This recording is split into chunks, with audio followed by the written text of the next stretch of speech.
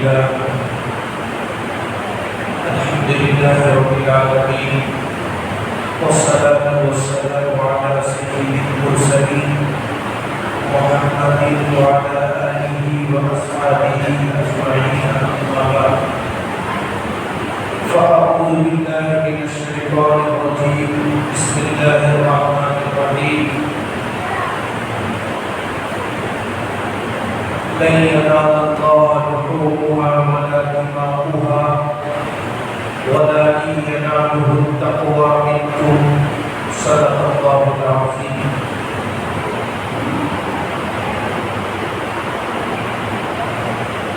قال رسول الله صلى الله عليه وسلم أطيبوا بها نفسا أو كما قال عليه الصلاة والسلام.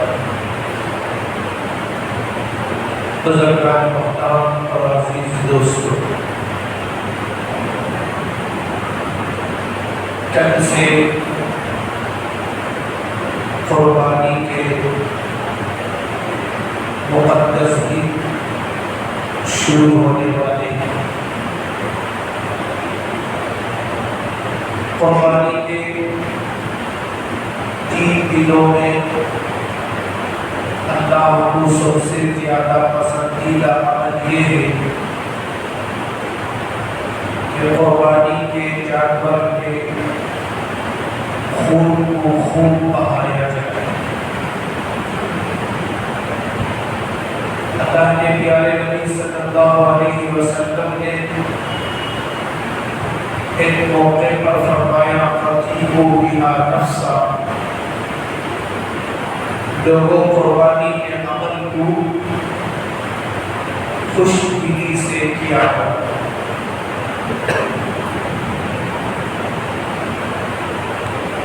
کیونکہ قربانی کا عمل اللہ کو بہت پسند ہے۔ حضور صلی اللہ علیہ وسلم نے فرمایا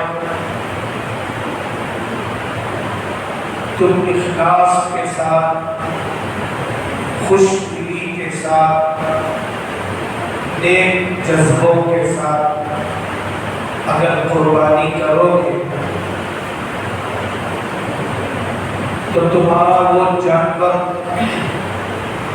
قیامت کے دن ایسی حالت میں آئے گا کہ اس کے سینگ بھی ہوں گے، اس کے بعد ان تمام چیزوں کے ساتھ وہ اللہ کی بارگاہ میں حاضر ہوگا۔ محدثین فرماتے ہیں یہاں اللہ کے رسول نے سینگوں کا ذکر کیا، بالوں کا ذکر فرمایا، وَأَظْفَارِهَا اور کھروں کا ذکر فرمایا، کیونکہ عام طور پر قربانی کرنے والے ان 3 چیزوں کو اہمیت دے دیتے ہیں، اسے معمولی چیز سمجھتے ہیں۔ سینگ اسے کوئی تقسیم نہیں کرتا ہے، وہ اشعاریہ اور قربانی کے جانور کے بالوں کو کوئی تقسیم نہیں کرتا ہے، وہ اظفاریہ اور اس کی کھروں کو کوئی تقسیم نہیں کرتا ہے، اسے یوں ہی ڈال دیا جاتا ہے۔ اللہ تعالیٰ کے نبی صلی اللہ علیہ وسلم نے فرمایا یہ چیز بھی قیامت کے دن تولے جائے، اسی لیے فرمایا قربانی کے جانور کو خوب موٹا تازہ کیا کرو۔ تو جتنا جانور کو کھلاؤ گے اس پر جتنا پیسے تم خرچ کرو گے یہ تمام کا تمام اجر و ثواب اور نیکی ہے۔ یہاں تک اللہ کے نبی صلی اللہ علیہ وسلم نے فرمایا جانور جو گوبر کرتا ہے وہ گوبر بھی قیامت کے دن تولا جائے۔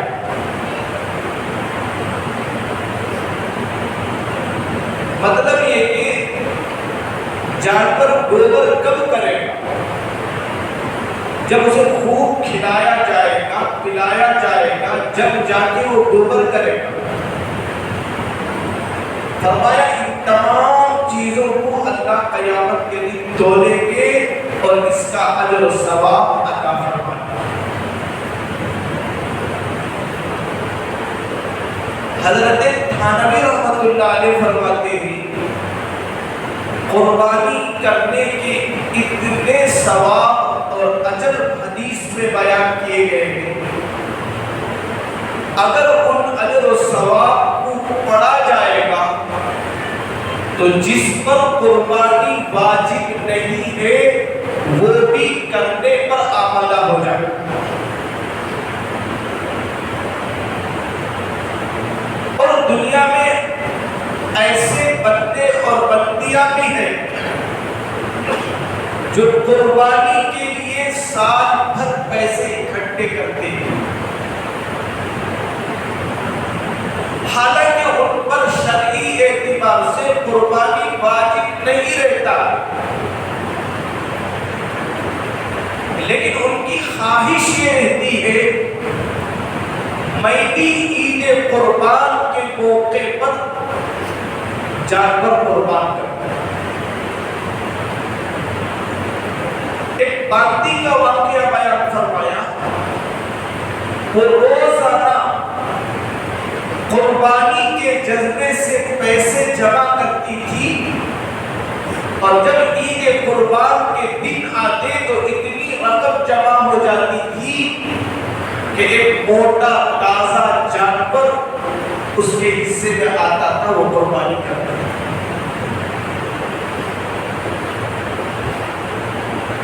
ان کے اندر ایک جذبہ تھا کہ قربانی کرنے والے کو اللہ اتنا پسند فرماتے ہیں، قربانی کے جانور کے خون کا قطرہ زمین پر گرنے سے پہلے اللہ قربانی کرنے والے کی مغفرت کا جب وعدہ فرماتے ہیں تو تجھے تو ضروری ہے کہ میں مغفرت کے لیے قربانی کروں۔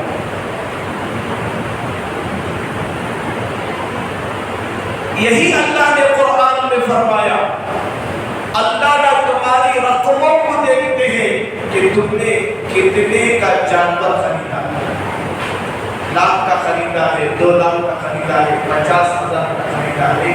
اللہ یہ نہیں دیکھتے ہیں، اللہ دیکھتے ہیں کہ خریدتے وقت تمہارے جذبات اور نیتیں کیا تھیں۔ ہاں کوئی بندہ اس جذبے سے بڑا خوبصورت سے خوبصورت وزنی سے وزنی جانور دیتا ہے کہ میں اللہ کے راستے میں موٹا تازہ جانور دوں۔ جذبہ اگر نیک ہے تو جذبہ قابل قدر، اگر جذبہ لینے میں یہ ہے لوگ میرے جانور کی تعریف کرے تو دنیا میں اسے تعریف کر دی جائے گی، دنیا میں اس کا اجر اسے دے دیا جائے گا، اللہ کے یہاں اس کا اجر نہیں ہے۔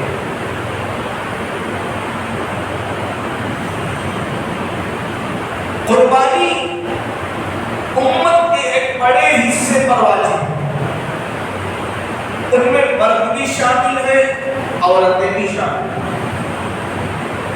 کتنی مستورات ہیں جن کے پاس زیورات ہیں، ان کو مسائل کا علم نہیں، اور افسوس کی بات یہ ہے کوئی ان کو بتانے والا نہیں۔ اگر ان مستورات کو بتایا جاتا تو ہر عورت کا جذبہ یہ ہوتا میں اپنے پیسے میں سے قربانی کروں، مجھے شوہر کے پیسوں سے قربانی کی ضرورت نہیں ہے۔ ایسے واقعات بھی ہم نے سنے ہیں، مستورات میں جب بیان کیا گیا، عورتوں کو اس کے فضائل بیان کیے گئے، اس کی نیکیاں بیان کی گئی، جیسے ہی وہ عورت گھر میں آئی اپنے شوہر سے کہنے لگی اس مرتبہ جو قربانی کرو گی وہ میں اپنے پیسوں میں سے کروں گی، اب موت تک تمہارے پیسوں میں قربانی نہیں کروں گی۔ ہم نے دین سے عورتوں کو دور رکھا ہے۔ اگر ہم ان کو مسائل بیان کر دیں گے، ان کے فضائل بیان کریں گے، یہ اپنے مال کا خود زکات نکالیں گے، تمہیں نکالنے کی ضرورت نہیں پڑے۔ اپنے مال سے قربانی خود کریں گے، اپنے ہاتھوں سے خود صدقات ادا کریں گے۔ افسوس مرد بھی دین نہیں جانتا تو عورتوں کو دین بتائے گا۔ جن عورتوں کے ہم پر بڑے بڑے احسانات ہیں، بڑی بڑی قربانیاں ہیں، ان عورتوں کو آج تک ہم نے قربانی کیا ہے نہیں بتایا۔ جبکہ اللہ کے نبی صلی اللہ علیہ وسلم نے عید کے دن جب قربانی کا وقت آیا تو بیٹی فاطمہ سے فرمایا، بیٹی فاطمہ قربانی کے جانور کے سامنے آ کر کھڑی۔ اللہ ان دنوں میں جانور کے خون کا ذبح ہونا بہت پسند ہے، اسی لیے اللہ کے نبی صلی اللہ علیہ وسلم نے ایک موقع پر فرمایا سب بینو اللہ یعقوب، تم اپنے جانوروں کو خوب موٹا تازہ کیا، خوب کم موٹا آدمی خوب کھلائے۔ لیکن افسوس کے ساتھ کہنا پڑتا ہے آج امت میں قربانی کا جذبہ انتہائی کم ہوتے جا رہا ہے، بلکہ لوگ دوسروں کے پاس پیسے دے کے مطمئن ہو جاتے ہیں ہماری قربانی ہو گئی۔ دنیا کی کوئی چیز منگوانا چاہتے ہیں تو ہمارے اندر تڑپ ہوتا ہے، بھائی وہ پہلے بتاؤ، اس کے بعد ہمیں سلیکشن کریں گے لینا ہے یا نہ لینا۔ آن لائن میں 20 روپے کی چیز میں بھی اگر خرابی آتی ہے تو ہماری بچیاں اسے ریٹرن واپس کرتی ہیں۔ پہلے آن لائن میں وہ دیکھتی ہے ریٹرن پالیسی ہے یا نہیں، فری سروس ہے یا نہیں۔ جب دنیا کی معمولی چیزوں کے بارے میں جذبہ ہے، قربانی کو اتنا ہم نے مذاق بنا دیا کہ دوسروں کے حوالے کر کے مطمئن ہو گئے۔ وقت نہیں ہے کہ بات کھول کر آپ کے سامنے آیا۔ ہمارے بزرگوں کے اندر قربانی کا جذبہ کیا تھا؟ اتنا جذبہ نہیں تو کم از کم ان کا 10واں حصہ 5واں حصہ بھی اگر ہماری قربانی میں پیدا ہو جائے تو اللہ کی ذات سے امید ہے ہماری قربانیاں قبول ہو جائیں۔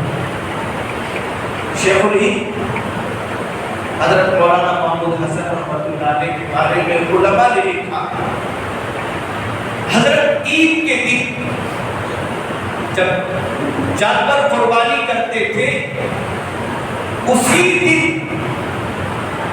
دن آئندہ سال بقرعید کے لیے جانور خرید لیتے ہیں۔ ادھر جانور ذبح ہوا، ادھر سال آئندہ کے لیے جانور گھر پر ڈالے۔